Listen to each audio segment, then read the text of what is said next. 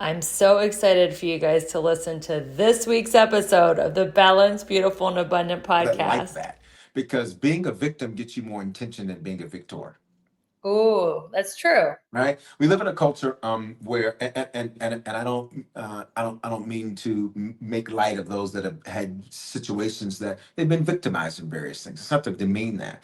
It's simply to say that a person will get online and post something negative because they want the attention that comes from it, and they'll get more attention for that than posting something positive. I mean, just think about it. You tell something negative, that thing is going to get shared way more times than something good that you have to share. It just speaks to human Level nature. up, don't look back, let's go. Set the pace, watch me steal the show. Higher ground, yeah, I'm rising fast. This is my moment, it's built to last. Keep the focus, keep the drive. No slow motion, I'm alive. Power surging, can't deny. I'm unstoppable, touch the sky. Welcome, everyone, to the Balanced, Beautiful, and Abundant show. We are taking you from burned out to balanced, beautiful, and abundant.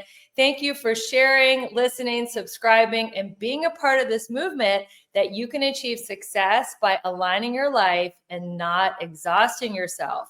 We have an incredible guest in the studio, a new friend of mine that I met through fate. Welcome to the show, Bishop Kevin Foreman. Hey, everybody. So glad to be with you today. I mean, listen, it is a great day and glad to be with you. Appreciate what you do, helping us to do it. Balance, beautiful abundance. Listen, who wouldn't want all three? Exactly. And Yeah. we can have it. So let me tell Man. my audience about you because you have an incredible background. Bishop Kevin Foreman is a pastor, four-time author, an entrepreneur, a cultural architect, and a visionary leader of the Harvest Church, one of America's most diverse churches. Not only does he have a huge in-person congregation, but a global congregation. And you might not know this, but he is a brilliant businessman with multiple streams of income. So we're going to dive into that too today. He has over 20 years of leadership experience, and he teaches people not only to grow through adversity, but to create sustainable success in life and in business. In his book, Evolutionaries, he challenges us to rise beyond survival and embrace transformation. So, Bishop Kevin, you are not only a pastor, but a businessman with Yeah. multiple streams of income. What inspired you to go in a diversified direction with different incomes in life? It really is. First of all, I'm glad to be here with you once again, and Yeah. hello to your audience. Glad to have this conversation. To be honest, here's the joke. I came out of my mother's womb with a Bible and a briefcase. That's the joke. I came out speaking and preaching and building. Like that's what that was. I was always different from a very early age. I was always different from childhood. I was this kid who was making friends with the teachers because I recognized the leverage. I was the kid that while everybody else was out to recess, I was in the classroom grading their papers, having the leverage that was necessary. True story. I mean, in fourth and fifth grade, I would volunteer to grade papers, and I had this infatuation with being a teacher. I would, as a kid, you know how other kids want, I want a matchbox, I want a toy, I want to play, squirt gun, whatever. Mm-mm. You know what I wanted? Grade books. I wanted grade books and red pens as a kid because Wow. that's what I saw. So my first business when I started at 12 was it was an enterprise, of course, as big as you can get at 12. And one of those things was a tutoring service. I said, I've got this knowledge, I've got these skills, let me do it. And so really I've always seen the necessity of both, and it is a principle that I find to be both biblical, spiritual, as well as it is the fulfillment of everything in me. I think all of us are to be spiritual and successful. It's not either or, it's both and. There's a scripture in Revelation that says we're kings and priests, both. I don't have to pick, I get both. Right. And Yep. you're also working on your physical vessel and always Yep. trying to, we just talked about before we hit record, you're also trying to get to your next level as fitness as Yeah. well. And I feel like Yeah. a lot of people just choose one. So my teaching is that there are 7 pillars of abundance: spiritual, physical, emotional, romantic, mental, social, and financial. And a lot of people just focus on one and they let everything else go. Whereas you are a spiritual leader, but you're also working on your fitness and your personal growth and all the other things in your multiple streams of income. Yep. How do you balance your life like that? You must be so busy. You're speaking on stages all over the world. You have this huge congregation. You're also a business coach, an entrepreneur. Like, how do you balance your life? You know what? I really look at it like this, and is that to me, balance is found in prioritization. Ooh, I good. I think I think the challenge. So here's the way I look at it. We get 24 hours a day. 8 of those hours, on average, people are working. Generally speaking, 8 of those hours, people are sleeping. Generally speaking, some more, some less. You only really get to influence a third of your day. So based on that, everybody's out of what most people are in pursuit of in the first place. So for me, I always believe that to find balance, I first have to prioritize. And based on the priorities of my life, that really gives me the sense of balance in my life. Everything's not going to get everything, but everything doesn't need everything. There are certain things that are better leverage of my time, better leverage of my influence. You're not going to build $1 million business doing $20 tasks. So Yes. I learned that I have to leverage and push my energy and efforts towards the things that will give me maximum output, maximum reach, maximum ROI, return on my investment. And often when people think of ROI, they're only thinking about money. But I think the biggest ROI is focus, it's attention, it's energy. That is the most powerful and potent thing that I can release into something. And that's also what brings me increase. So for me, it's all back to prioritization. What am I doing first? What am I doing second? What am I doing third? And even in that, I've recognized like it's okay for me to do things that I just enjoy. And I actually do something pretty different. I actually pray to desire to do the things I have to do. That's a good prayer. Right? Meaning a lot of the, like let's use the gym for example. I've lost now over 120 pounds, all natural. I didn't now when I was at the height of my heaviest, I carried it like a middle linebacker, so it looked okay, it looked fine. But I would do the 2 Sunday services when our headquarters was still in Denver. I do the 2 Sunday services. I get home after church. I would be tired. And so you just lay it out, then you eat bad, and then you're traveling, and you're having these huge. One of my favorite restaurants is they'd have this, it's a seafood spot, and they'd have these big, huge fried platters. So you got fried shrimp, you got fried tilapia, you got fried, all of this. And so I'd have all of that. And then, 30 minutes later, I was going to sleep. And I realized that this is not a healthy, nor is it a sustainable way. And like that bell went off, that's what went off in my head. I said, I got to do something different. I got to do something different. And long story short, started with changing how I ate, and then that precipitated into other things. But for years, I didn't want to go to the gym because I would see guys in the gym and they were like head, shoulders, knees, and toes. There was no neck. And so I said, I want to keep my neck. And so what I ended up doing, I said, okay, God, you have to give me a desire to go to the gym. Like, I have to love this. I remember walking in there the first time. I was like, who wants to do this? And then, I was like, oh, God. And, it just was all this stuff. And I said, you have to give me the desire to go. Now it's therapy for me. I don't miss. I don't miss. So how do I balance priorities? And then I literally make it my business to love the things I have to do. So when I'm doing it, it doesn't feel like a burden. It feels like a joy. That is beautiful. So give us some other tips on how you lost 100 pounds, some of the lifestyle changes you made. Yes. So, this is before I literally prayed for divine download. And I think sometimes when I love it, balance, beautiful abundance. Sometimes your abundance isn't going to be ascertained the same way somebody else's is. Maybe you're a trailblazer, so there's no pattern for you to do what you need to do. There's no matrix, there's no layout. So I tried everything: slim slow, slim fast, Atkins, protein power, eat nothing, eat everything, don't, 48-hour, drink this. And if I tried everything, none of it worked for me. Metabolism, I mean, you name it, I tried it, and none of it worked. And it was just one of those things that I just said, okay, I'll get to it when I get to it. And I really began, I said, I don't want my life to be where I am so out of shape and I can't enjoy it. Where I built all these great things, but I can't enjoy it.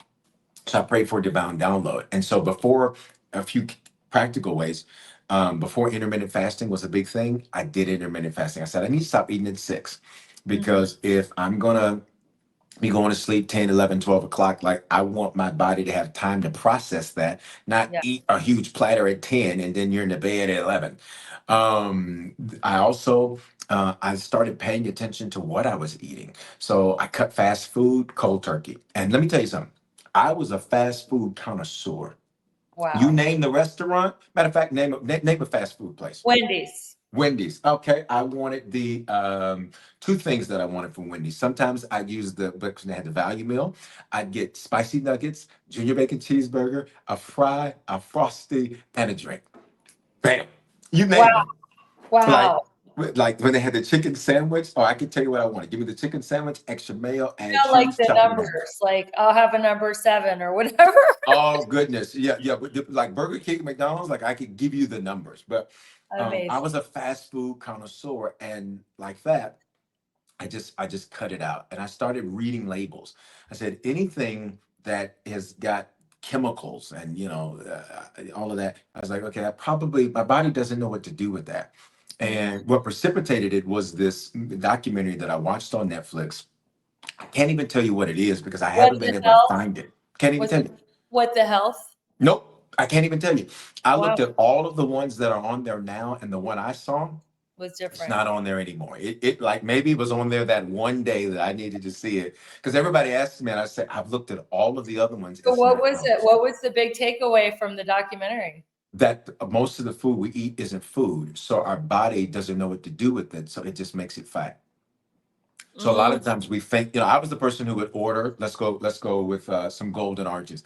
The number one, okay, would supersize it and then let me get a Diet Coke. Because I thought, well, Diet Coke, I'm doing great. And that's the Big Mac meal for those that don't know. And but when I saw this documentary, they talked about how a lot of what we eat chemicals, et cetera. And our bodies, one, when it metabolizes, it talked about how certain things get turned into toxic chemicals for your body. Then it's stored up in your body. Certain things, your body, it just doesn't know what to do. So it just turns it into fat. That takeaway, to me, it was very logical. I said, well, then I'm eating myself. This is a diet thing. This isn't an exercise thing at that stage. For me, it was a diet thing. But yeah. that principle to me is so much more expansive for life. Because if you have a bad inspiration diet, you're going to feel discouraged all the time. If you have a bad Yeah. information diet, you're going to feel like a victim all the time because you're going to feel like there's nothing you can do to change your circumstances. If you have a bad relationship diet, you're going to always surround yourself with toxic people. So to me, you can never, out train bad diet. Well, I love what you said. I've been listening to your content on YouTube, and you guys have got to check him out. He's amazing. But we're also obsessed with looking good on the outside, and everyone wants the perfect makeup and Mhm. eyelashes and nails and this and that.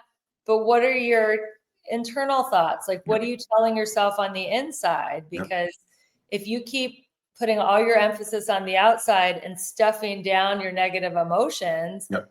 it's going to come out as dis-ease or toxic relationships or something like that. Can you speak about that? Oh, sure. I mean, you said it eloquently, but I think the realization that at the end of the day, let's not just look better, let's be better.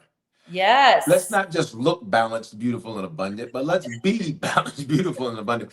And I think that's so powerful. It's so simple, but it's so powerful because we live in a culture that poses to post. I'm going to Mhm. say it again. We pose to post, which Right. means most of what we see was staged. You have Yes. to pose for it. Everybody's showing their highlight reels. Very few people show their practice footage. Exactly. And I Yes. and I think that concept is so important because you're always going. If you're keeping up with an illusion, then you're always going to feel like it's evasive. You never can get it because it's not real. For me, and I think for your audience and those connected, there is a desire for better. So I got to actually be better so that everywhere around me reflects what it is that I am. And when you're better, everything else is better. You want to know the craziest thing that happened when I started losing the weight, when I lost the first 75 pounds? It only took me 3 months. And I didn't even know that I was doing it. I just changed the way I was eating, and I didn't know how bad I was eating, which is a whole revelation in itself, right? Because for some people, even when it comes to romantic relationships or friendships or business partnerships, is that when you're better, the things around you are better, but that's because you attract different, you draw different. Or they go away. Well, exactly, right. They just disappear from your life. You get ghosted, and that could be a good thing, right? Oh my, listen, let me tell you something. One of the best things people could do, I say this, I have the gift of goodbye. One of the best things that could happen is that somebody walks out, because what it does is it reveals to you that that whatever their assignment was in your life, it's complete. And I have a rule. Beautiful. We don't chase. We That's do my not rule. We chase. don't chase. If somebody exits, and you don't have to be mad. Like we live in a culture, I can't believe that. They don't know who I am. They don't know my value. No, no, no, no, no, no. Maybe they knew your value and knew they couldn't pay it. Whoa, so good. Maybe they knew your value and that's why they exited, because they said, what this person demands and requires, I cannot give that. I cannot offer that. And so I learned some time ago that one of the best things that could happen is when people exit your life. But to that point, we've got to make sure that we're taking in good, because it's going to produce that around us. Amazing. We are going to cut to a quick commercial break. We are so excited you're here. We are going to come back and talk about something really important. So don't go anywhere. I'm going to ask the bishop, as a religious and business leader, how he approaches decision making and risk taking. We'll see you in a minute.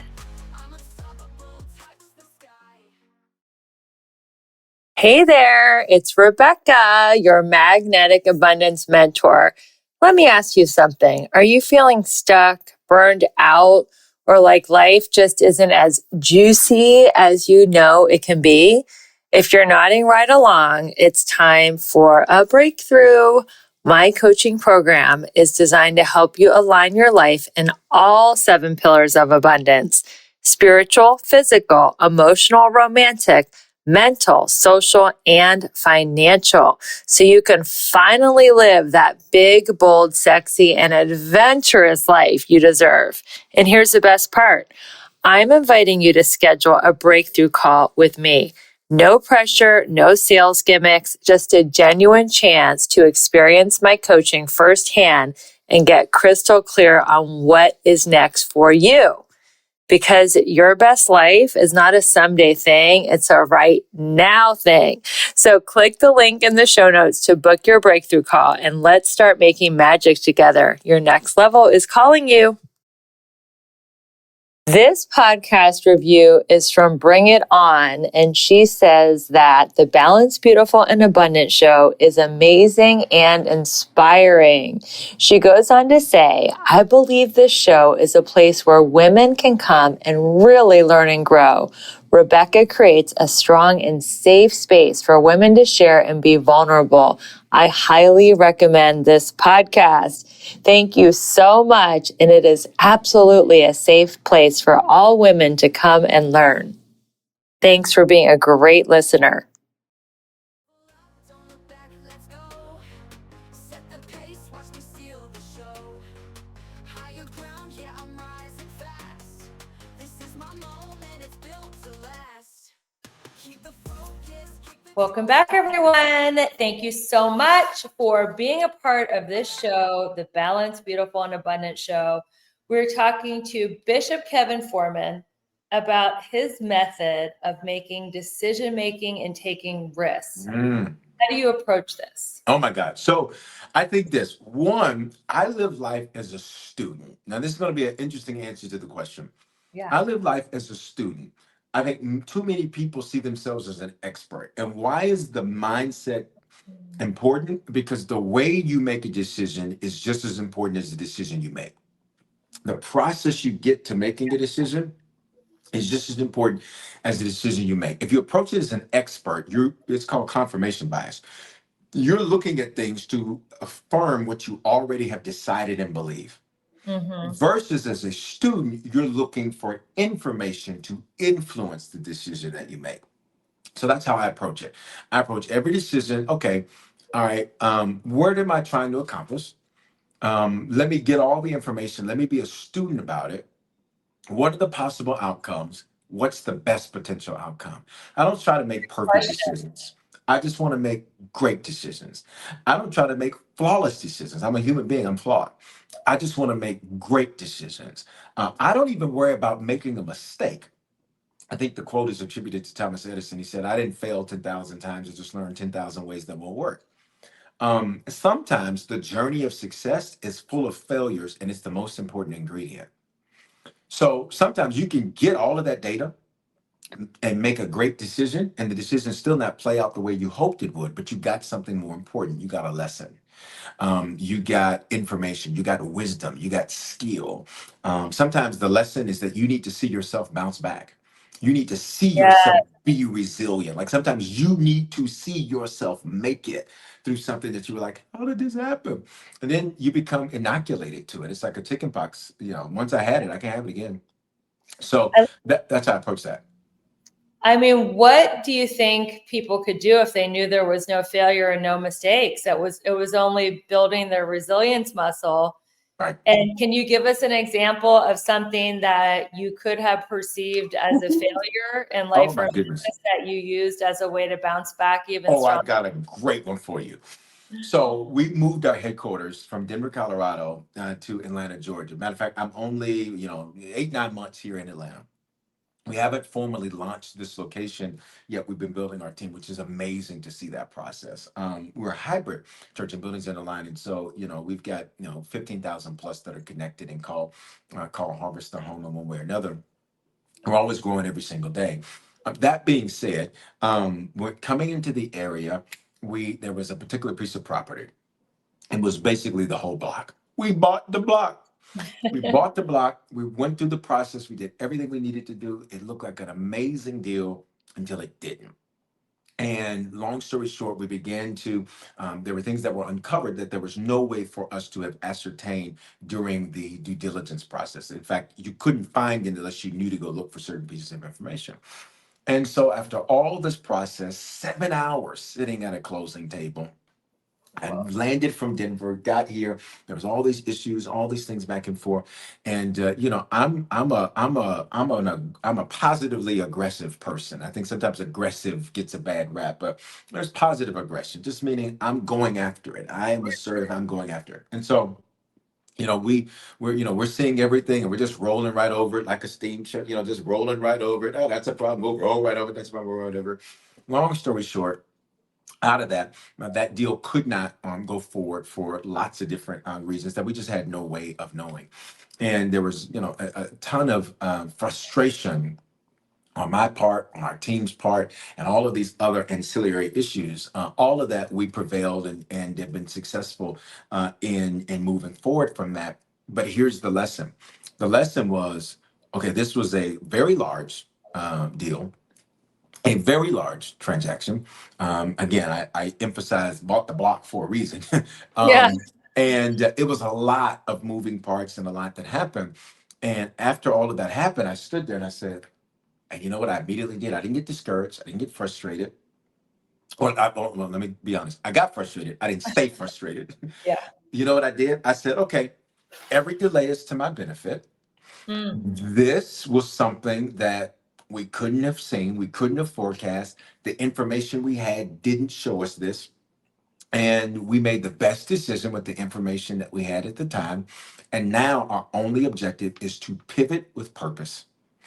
And resilience came right out of that. So we pivoted from that moving forward. And of course, the rest will be a part of our history making journey.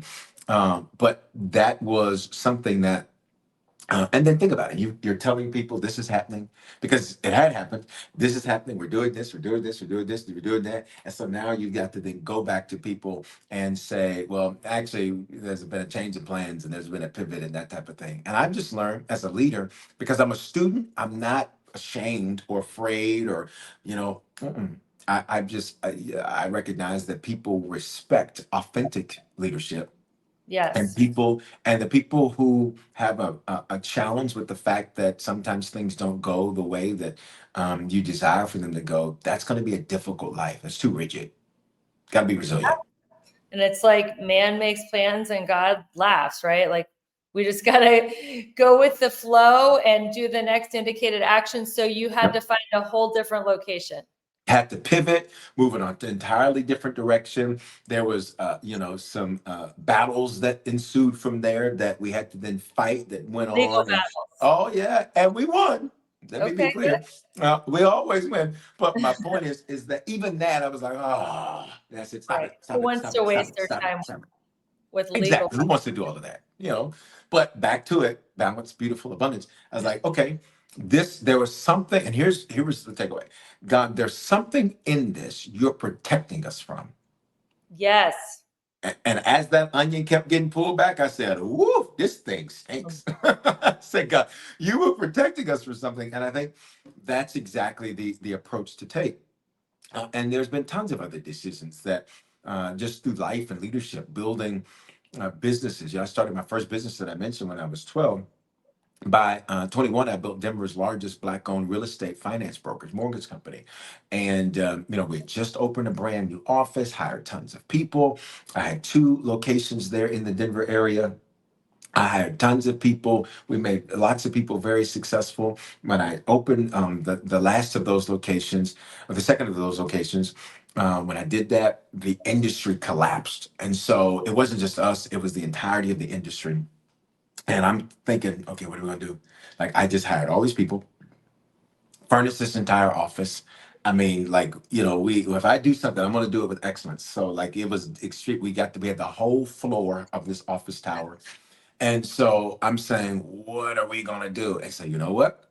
I rolled up my proverbial sleeves and I said, all of this is working together for my good. I have the opposite of paranoia. I have pronoia. What is that? What's pronoia? It's literally a thing. It is literally a word, and it's literally a concept. Paranoia is this belief that there's this conspiracy against you, and that if Yeah. people are out to get you, things are out to get you, everybody's out to get you. Pronoia says there is a vast conspiracy in the earth, and everybody and everything is working to my benefit. I love that. What's your favorite affirmation or spiritual mantra? Is it that everything's working together for my highest good, or do you have another? Everything is working for my good, always. That's one of my favorites. Like, even if it doesn't feel good, it's working for my good. Even if it doesn't look good, it's working for my good. And when you take that approach, everything in your life begins to come into alignment, and things that used to bother you, they don't anymore. Negative things that people used to say, you're like, oh, okay, I know. All right, great, keep it moving. Like, at the end of the day, nothing blocks you or stops you, because you can't threaten a man that can't be threatened. Great point. How do you get over caring what people think about you? When I realized that, I remember one time being lied on in a very, very ugly way. And I thought, that's not right. That's not right. I'm gonna do something. And so I got really fired up about it. I was ready to take action. I said, no, I'm gonna take action, that. And I stepped back and I realized a couple of things. One, we live in a culture where, number one, the narrative is often more important than what the facts are. True. And so I saw how people would believe a narrative, and I said, but you know me. There's no way that anything that has been uttered that could be remotely or possibly true, but the narrative. You like the narrative. So I realized facts didn't really matter to people. The narrative that they wanted to believe mattered. Second thing is, I realized many people don't like themselves. So why would I be mad if they don't like me? Yes. How can Yeah. they like you if they don't even like themselves? They don't like anyone. Can't give you what they don't have. So those two facts really helped me to see that you just have to not care. Now, I'll be honest, there are moments, and I tell this to all of my high capacity people that I coach, stay out of the comments. And there are moments where I may happen to see one. Or I may happen to see, and comments are proverbial, right? Not just literal comments, but things people may say, people may do. And I've learned the best thing to do is to stay out of it. If you're going to engage it for the purposes of your growth. If you're going to look at it, go through the pages of looking at it for how can I grow from this, but not to try to change somebody's mind. People are going to believe what they want to believe. Well, I've that's given up the attempt to change that. how do you take feedback as a gift and not take things personally? Because feedback is a gift. Like you can look at the criticism and say, okay, there might be some truth in that and pivot to purpose, as you say. So Yep. how do you handle that when, how do you find the constructive criticism in the criticism and Yep. not take it personally?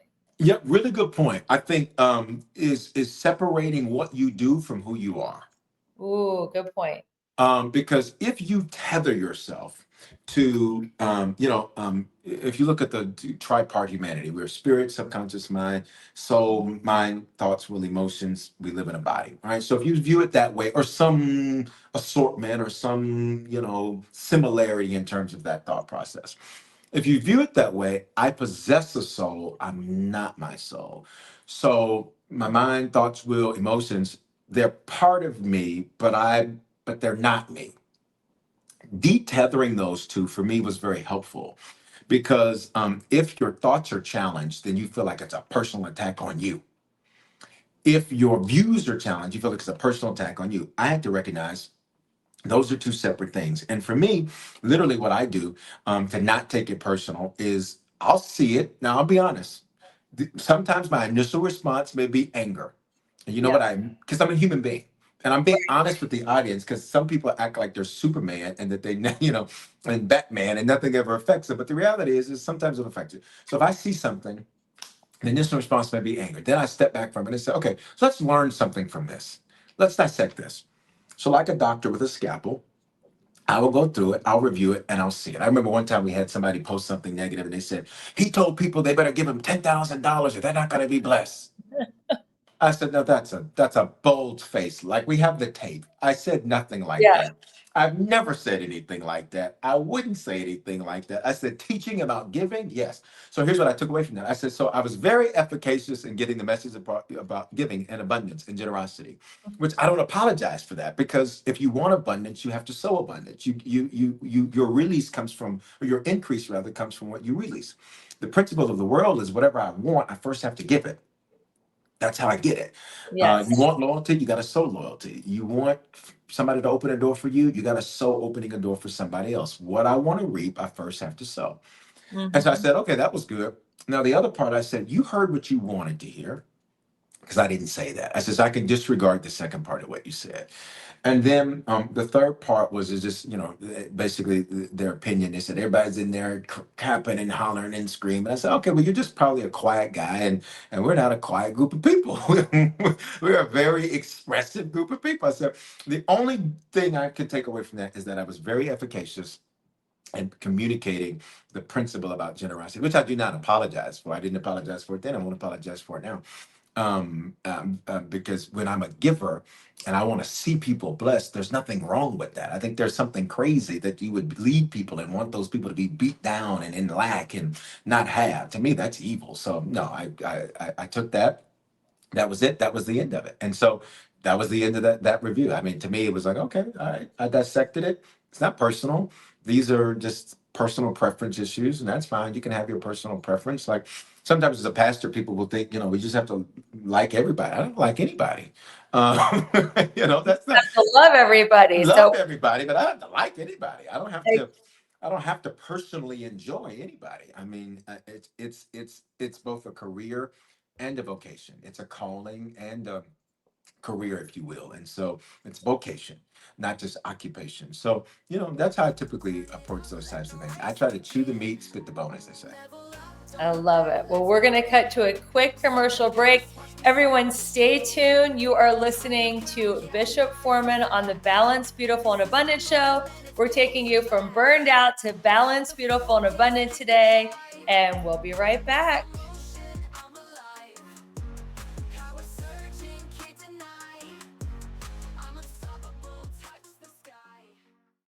Okay, can I be real for a second? you're out there crushing it in some areas of your life, but in others, it's like a hot mess express. Sound familiar? Here's the thing. You're not just meant to survive, you're meant to thrive. And that's exactly what I help my clients do in my coaching program. Together, we'll tackle all 7 pillars of abundance, because who wants killer abs but a dumpster fire of a bank account? Or a thriving career but zero in the romance department? Yeah, no thanks. I'm inviting you to schedule a breakthrough call with me. No pressure, no awkward sales pitch, just you, me, and a chance to figure out why you're stuck and how to get unstuck. So stop doom scrolling and start doing something about it. Click the link in the show notes and let's start giving you your best, most bougie life. You in? This one says gaining clarity, and it's from Kate House. Listening to and learning from Rebecca has helped me gain clarity on what matters most to me, and it has inspired me to take action. Thank you so much. Yes, we are in the action business, and God is in the results business. Don't look back, let's go. Set the pace, watch me steal the show. Higher ground, yeah, I'm rising fast. This is my moment. Welcome back, everyone, to the Balanced, Beautiful, and Abundant Show. Bishop, what can someone do if they're feeling stuck? Maybe they're stuck at a financial goal or in a toxic dead-end relationship or in some kind of a situation that's no longer serving them. They've hit a plateau. They feel like their life is Groundhog Day. How do they get out of that cycle? Oh my goodness. You know what? A few things. So this is fun. And I think it's fun because people who like to achieve, and obviously people who are watching you and your amazing platform are people who don't want to be stuck. They don't want to be stagnant. Right. So Right. I'm already talking to the right people, because there's some people that like that, because being a victim gets you more attention than being a victor.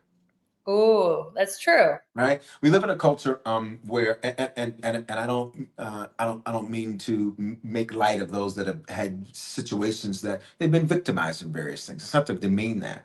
It's simply to say that a person will get online and post something negative because they want the attention that comes from it, and they'll get more attention for that than posting something positive. I mean, just think about it. You tell something negative, that thing is going to get shared way more times than something good that you have to share. It just speaks to human nature. So everybody watching obviously wants to grow, wants to move forward, wants to be their very best self.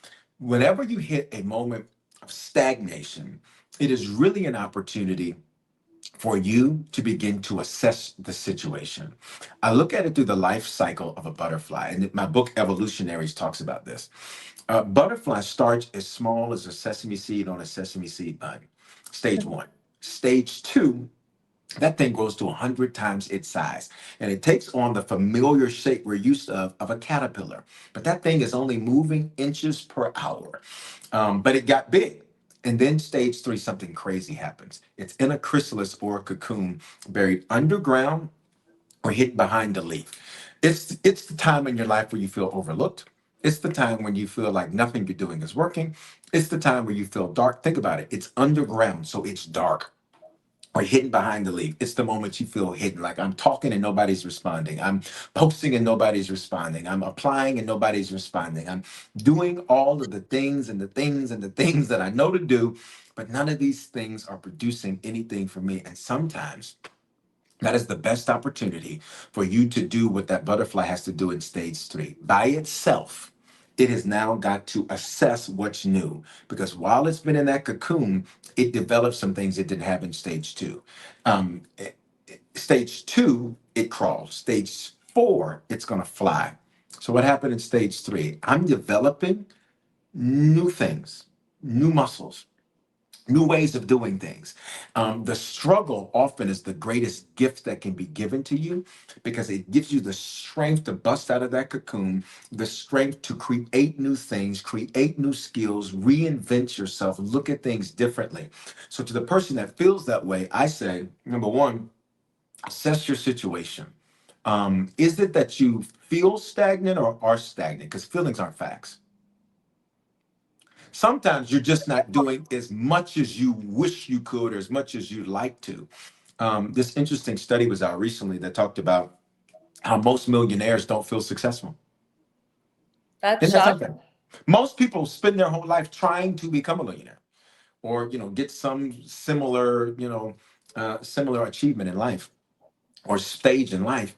But most that get it don't feel it. Now, I said, why is that? It's really simple. It's because once you acquire this thing, now you need more. Now you want this. Now you want that. Now you want that. But nobody would likely look at a millionaire and say, well, you're stuck or stagnant. They say you're successful, you're doing well. For some people, it's that you feel stagnant, you're not stagnant. You have to Mm, assess your situation. You yeah, feel like you're not moving forward, but it's not that you're not moving forward. You're just in the cocoon. And while you're in that cocoon, while you're in that chrysalis, you've been given the gift of solitude. You've been given the gift to now pull things from the inside out that you didn't even know you had. I bet you that caterpillar didn't know it could fly. it But did the not. only way it found out it could fly was that it had to go through stage three. And stage three is, I call it this, it's brutal because it's brutal and it's beautiful Critical. at the Yes. same time. That thing is beautiful, right? But then once it busts out of that cocoon and gets to stage four, everything changes. So assess your situation and recognize that what you feel may not necessarily be a fact, but then take advantage of the moment that you have to evaluate things that you need to do differently. I can think in one of my own businesses where I remember things weren't happening the way that I wanted it to happen. I was like, what's going on? What's going on? What's going on? What's going on? Sales were kind of plateauing, and the mortgage company, and I was What like, what's going on? business What's is going on? that? This is the mortgage company. Okay. It's things were plateauing. I was like, what's going on? Now, granted, I felt stagnant. Now, here's the reality: I made more money in 1 month than most people make in a lifetime. Yeah. But I felt stagnant. I was like, what's going on? What's going on? What's going on? What's going on? You know what that did? You know what that cocoon made me do? It made me sit down at my laptop. You know what I did? I made a mail merge. For those who remember that, I made a mail merge advertising piece. Very simple. I did it on Microsoft Word. I put it out. I studied some stuff on marketing, and I was like, okay, all right, people read from the left down. That nobody ever reads on the right. So don't put anything over here that's important. Put everything from the left down. That's how people read. So I put the percentage right in the middle and just put the percentage, simple letter, mail merge, the most inexpensive thing to do, the most inexpensive thing to mail. It outperformed all of my colleagues and my contemporaries. It outperformed every mail piece. For every 10 mail pieces we sent, we got a call. Amazing. Out of all those calls, out of the typical numbers that apply, we typically were seeing a close rate of those turning into actual deals of somewhere between the 50 and 70% range, from something that the feeling of stagnation made me assess the situation and say, we need to change our approach.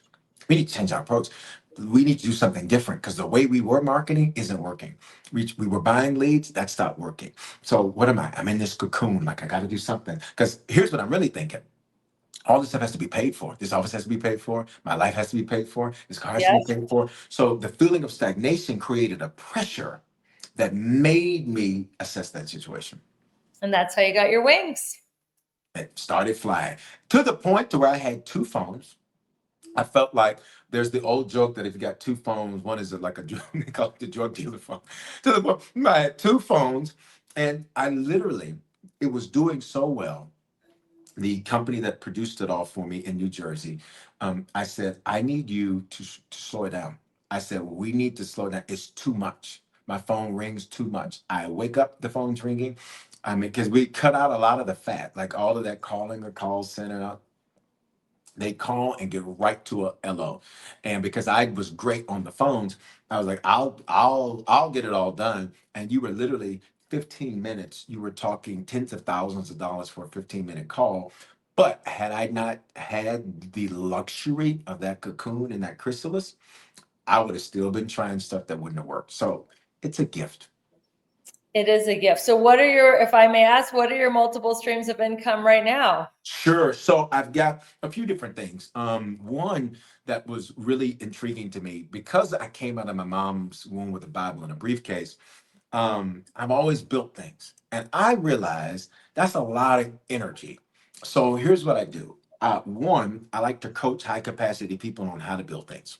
Mhm. And some of my mentees and students, their results are amazing. One woman, she built a business that deals with mental health and some other things.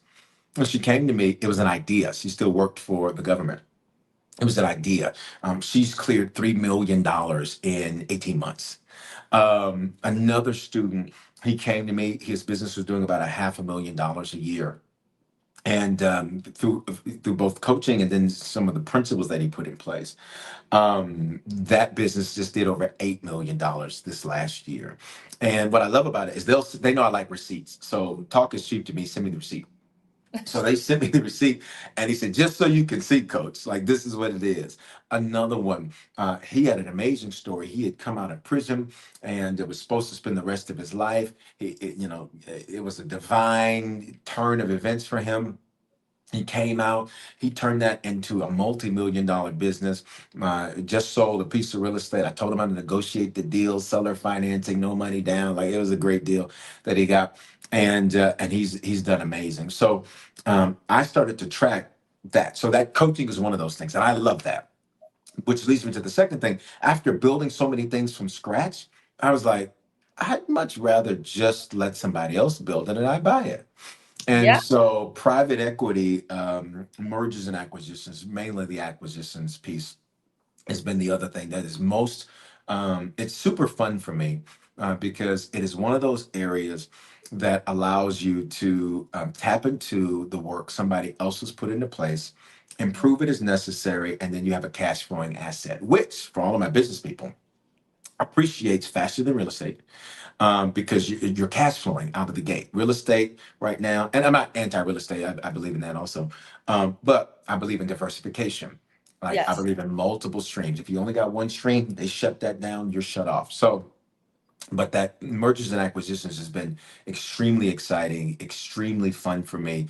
Doing the deal reviews, walking through that process, and believe it or not, only 1 in 12 businesses in America sells. So it's always a buyer's market. Nice. That's what, and I know that some people think, oh, I don't have the money for that. See, that's what I love about it. Which takes me back to the first thing, is that the coaching on it is that often there are so many resources and ways to structure deals that what you think you need, you don't need. The capital that you need is often out there and it's available if you even need it. Like seller financing is like one of the best things ever because a lot of the times you say, well, why would somebody do that? Because they want out.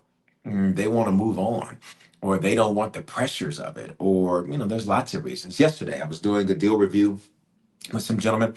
They had this health spa business, a couple of locations in Florida. And as we're doing the deal review, as we're walking through everything, I mean, they've got it on sale at an amazing price and built out some amazing businesses. And, I said, well, what are you guys doing there? They just said, oh, well, we just want to move back to California. We want to get out of Florida. So because they want to move, I'm about to Yeah. get an amazing deal So you're on about to get a health spa. two of them. Wow. Right. So you've got that. Those are you've got that. Then of course I speak. We've got our books, and then of course as a pastor leading the church is something amazing that it takes the lion's share of my time. And really now this new thing, which I say it's new, but this whole content creation piece for me, I say it's new even though I've been doing it for a while. What's finally clicking for me in my head is that that's actually a thing, if that Yeah. makes sense. That's an income I stream. just viewed it as a way, as a vehicle for me to spread the message of the things that I was doing. But in reality, it's its own thing. There's not one city I go to, not one place I go to here in Atlanta. You pick a city, you throw a piece of Play-Doh at a map, wherever it hits. There's no place I go where people don't say, "Oh my God, that's Bishop Foreman," and I'm like, maybe. Who's asking? No, that's Mr. Foreman. Last week I was at the gym. This lady almost, she was working out. She almost fell off of the treadmill They said, "Oh my God, you're the TikTok guy. You're the guy on TikTok. Oh my God, thank you so much for your messages." A guy walked up to me the other day, and he turns the phone toward me and he says, "This is you." I said, "That is me." And he says, "You have no idea how you've changed my life." Beautiful. I said, "Thank you so much for that." He said, "No, thank you." He said, I said, "You made my day." He said, "No, you've made my life." He said, "You don't have Oh, any clue. Every day I wake up just to see what you're gonna tell me." incredible. Incredible. Do you And do a yeah. daily pop-up, or what is your content strategy so people can tune into it? Yes. So we do, I've got reels that come out, 2 reels a day. There's something inspirational. It's under 60 seconds. So you'll be able to watch it in under 60 seconds, but it's going to give you like like a vitamin, like a multivitamin. It's going to give you the pop of inspiration, information, revelation that you need for your situation. And then we do these daily pop-ups that are random. So people get our app and they'll get notifications. Most watch them on replay because they're random times, but they're divine to us and divine for many people. And the people can watch those every day. You got Sunday where we're live all day from church. Wednesday we do a Bible study. Like 7 days a week, we're putting it out. And I remember people saying to me, "You're doing so much. That's so much. That's too much." But then I began to look at the testimonies and the lives that are being impacted, the lives that are being changed. And I said, in many ways, we've become like a TV network in many ways, that Yeah. this is that content thing. I always just saw it as a side piece, but really it's the main thing. So do you have a film crew, or it's a you and an editor? Like, what does your team look like? Yeah, great question. It depends. So for the pop-ups, it is really it is here's what blew my mind coming from doing a lot of traditional TV. I used to do, you sat down, you had makeup, you had your lights, you had studio, you had your countdowns, you had all that. From doing traditional TV for years. What I discovered and what really got me into it was the most unpolished, unedited, simple video. I was getting on a plane because I'd asked a buddy of mine, I said, "What are you doing to reach all these people online? You're doing an amazing job." He said, "I just look at my camera and speak." I said, "Yeah, great, but then no, like what happens after that? Like who's pushing it for you?" He was doing amazing. And I watched him do it from start from nothing and turn it into something. And he was doing amazing. And he said he had gotten angry and he prayed and he said, "God, why aren't people inviting me to speak and giving me their stage?" He said, "I gave you a stage, it's in your hand." Oh, He good. gave me that statement. And I was like, "Okay, sure. But like there's gotta be more to it." I was like, "You're not telling me the whole story." I was like, "There's more to this." So one day I was on a flight to Chicago. You know what I do? I look down at my phone and I look down at my phone. I say, "Okay, I got a stage in my hand." So I record this video real fast before I get on a plane. And up until that point, my social media, it was doing good, but it kind of it's stagnant. So what did I do? I assessed the situation, started asking questions. It was a gift. I do a video. When I do that video, I hurry up and get it posted before I get on the plane. I get off the plane, it's something like 40,000 likes or something. I was like, "What happened? What Whoa. what happened? Like this is one video on Instagram. Like what happened?" That video now has tens of millions of views. But since then, we've seen an amazing growth, and the goal is, and we'll hit it before the end of this year, is that across my platforms that we'll hit 1 million. That's the goal, and so we'll hit that. What was the video about that you did as you were getting on the plane? Great question. It was overturned. It's based on this biblical scripture that just basically says that no matter what it is, it can be overturned. That outcomes aren't final; they can be appealed, they can be overturned, and things can be different. Things can change. That was it. Now imagine I'm getting on a plane, so I'm talking really low.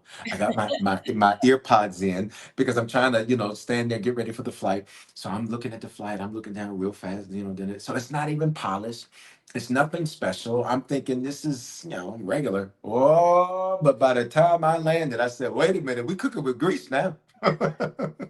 Incredible. Well, I know my listeners are going to want to follow you and get this amazing content that you're putting out every day.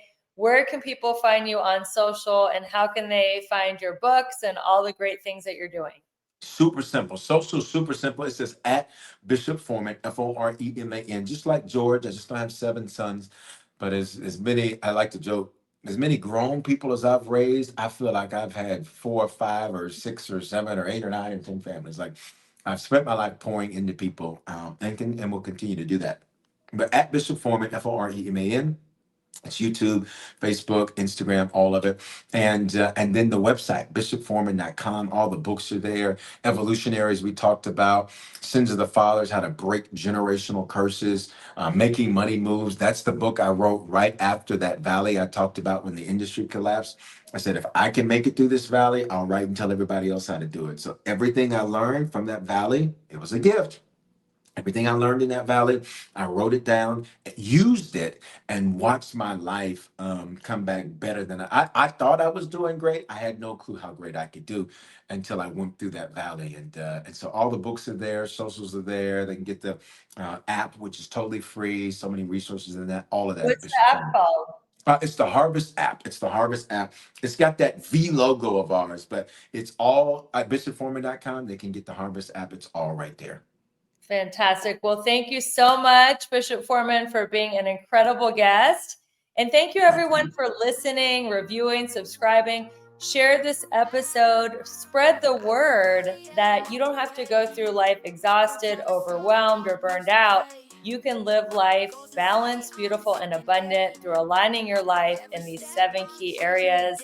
This has been an incredible show. Thank you, everyone who tuned in. Thank you again, Bishop Foreman, for being my guest. And until we meet again, keep your vibe high and magnetize. Bye, everyone.